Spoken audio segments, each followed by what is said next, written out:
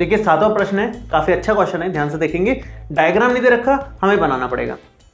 सिद्ध कीजिए कि एक समचतुर्भुज की भुजाओं के वर्गों का योग उसके विकर्णों के वर्गों के योग के बराबर होता है। मैं एक समचतुर्भुज बनाता हूं। सबसे पहले तो समचतुर्भुज इस तरह से बनेगा हमारा, जैसे ये और एक मान लो आप ये समचतुर्भुज है। अब इसके विकर्णों की बात चल रही है, तो विकर्ण एक तो ये है और एक ये है, और भुजाएं तो ये दिख ही रही हैं अपने को। तो ए बी सी डी, ये पतंग जैसा बनता है, और इसको मान लो आप ओ बिंदु। ठीक है, हमें क्या सिद्ध करने को बोला है और क्या दिया है, एक बार ये लिख लेते हैं। तो दिया है लिखेंगे सबसे पहले, तो दिया है, क्या दिया हुआ है भाई, कि ए बी सी डी समचतुर्भुज है। अब समचतुर्भुज की क्या क्या खास बातें हैं वो सभी यहां लिखनी होंगी। तो सबसे पहली खास बात कि समचतुर्भुज की सभी भुजाएं समान होती हैं, सबके सब बराबर होगी, ये चारों बराबर हो गई। तो आप लिखोगे कि ए बी बराबर बी सी बराबर सी डी बराबर डी ए, इक्वेशन नंबर 1। ये चारों भुजाएं हमने समान कर दी। दूसरी बात, उसके जो विकर्ण हैं एक दूसरे को लंबवत काटते हैं, पहली बात तो ये। दूसरी बात, बराबर बराबर हिस्सों में काट देते हैं, मतलब ये और ये बराबर होगा और ये भी बराबर होगा। आपस में एक दूसरे को मध्य बिंदु पर काटते हैं और 90 डिग्री पर काटते हैं। दो खास बातें होती हैं। तो एक आप लिखोगे कोण O बराबर 90 डिग्री भी है, समीकरण नंबर 2। तीसरी बात, OB बराबर OD और OC बराबर OA, समीकरण नंबर 3 और समीकरण नंबर 4। ये सब हमने समीकरण बना ली जो दिया है उसके हिसाब से। अब आगे क्या लिखोगे, क्या सिद्ध करना है भाई, हमें सिद्ध करना है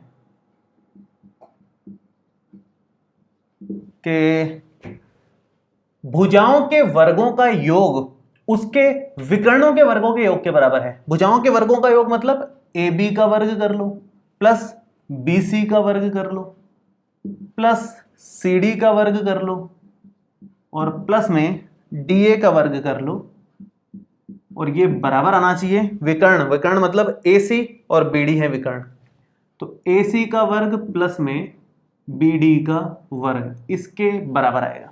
ये हमें सिद्ध करना है। ठीक है, तो शुरू करते हैं। देखो कैसे करना है। सबसे पहले तो हमारे को साफ साफ दिख रहा है कि यहाँ ये 90 डिग्री है, तो ये अकेला 90 डिग्री नहीं है, ऐसे कई सारे त्रिभुज बन रहे हैं। एक यहाँ बन रहा है, एक यहाँ बन रहा है, एक यहाँ बन रहा है, ढेरों 90 डिग्री वाले, मतलब 4 राइट एंगल ट्राइंगल, 4 समकोण त्रिभुज यहाँ पर दिख रहे हैं। तो चारों में पाइथागोरस प्रमेय लग सकती है, लेकिन चारों में लगाने का कोई फायदा नहीं है। फायदा इसलिए नहीं है क्योंकि चारों भुजाएं तो वैसे ही बराबर है। देखो आप इस त्रिभुज की बात करें, क्यों नहीं फायदा है चारों में लगाने का, इसलिए क्योंकि अगर केवल इस त्रिभुज की बात करो तो इस त्रिभुज में एक ये भुजा है, एक ये भुजा है और एक ये भुजा है, सब में ऐसा ही है। इस त्रिभुज की बात करें तो ये और ये भुजा वैसे ही बराबर है, ये और ये भुजा बराबर है और ये भुजा कॉमन ही है। मतलब जो ये 3 भुजाएं हैं उसी के बराबर की बाकी तीनों भुजाएं हैं, बाकी के तीनों ट्राइंगल्स में भी। तो एक ट्राइंगल केवल आप ले लोगे, उसी से सारे के सारे कवर हो जाएंगे। तो सिर्फ एक ट्राइंगल की बात करनी है, कोई सा भी एक ले लो, ये ले लो, ये ले लो, ये ले लो, ये ले लो, जो आपको ठीक लगे वो ले लो आप। ठीक है, अब शुरू करेंगे इस ट्राइंगल में पाइथागोरस प्रमेय से, और फिर देखते हैं आगे कैसे बनाते हैं हम लोग इसको। तो आप लिखो कि भाई त्रिभुज ODC में, त्रिभुज ODC में कोण O बराबर 90 डिग्री है, कोण O 90 डिग्री है। तो अतः पाइथागोरस प्रमेय से हम कह सकते हैं OD का वर्ग प्लस OC का वर्ग बराबर है CD का वर्ग। ठीक है, अब देखो हमें OD या OC नहीं चाहिए, हमें OD या OC नहीं चाहिए, हमें चाहिए पूरा BD या पूरा AC आंसर में। तो हम क्या कह सकते हैं, हम ये कह सकते हैं क्या, ध्यान से देखना कि OD जो है वो BD का आधा ही है, BD का आधा है एक्चुअल में। इस BD का आधा करेंगे तो OD आ जाएगा, और इस AC का आधा करोगे तो OC आ जाएगा। AC का हमने कर दिया आधा, OC आ गया। तो OC को क्या लिख सकते हो आप, AC का आधा। समीकरण नंबर 1 इसको ले सकते हो, 2 इसको ले सकते हो। आगे के समीकरण ये चल रहे हैं, या ये 4 ले लिए हैं तो 5 और 6 इसको ले लो आप एक बार के लिए। ये 5 और 6 वैसे तो ऑब्वियस लाइंस हैं, समीकरण नहीं भी बनाएंगे तो भी चलेगा। बाकी 5 और 6 नंबर समीकरण इसको दे दिया अपन ने।